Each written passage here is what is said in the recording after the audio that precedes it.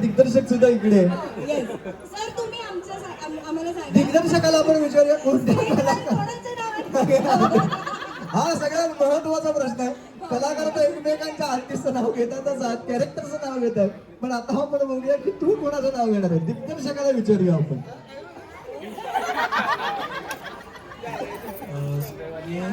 तारणीमध्ये सगळे कलावंत चांगले आहेत, छान आहेत,